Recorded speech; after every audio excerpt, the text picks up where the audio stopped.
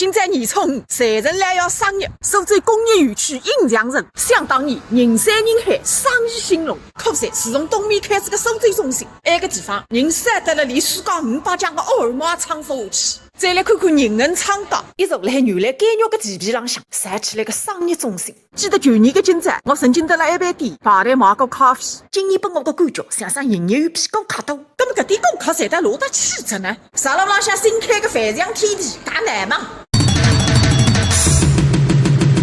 有不开单的刷200不付还罢休，埃个说明一个问题：商场一盘开出来，但是人只有搿点。埃面热呢在搿面属于冷清，搿面吃板子，埃面属于黑白冷汤，东面再工，西面属于残牛，南面发奖金，北面有可能工资也发不出。因为商场增高着，人口分增高，没人就没一切。埃个就是40几年计划生育个弯道成熟。据说一对夫妻起码也养2个以上的三人，再还达到人口合理增长的要求。有种人讲着，搿么蛮好玩，还3岁就很多儿子幸福到头养2胎3胎，40年独生子女个男子逃下来着，再想逃转去，没个400年，谈也非要谈。搿么哪办呢？关我啥体？退休工资3000包，现大夫讲拨侬听。哼。小红书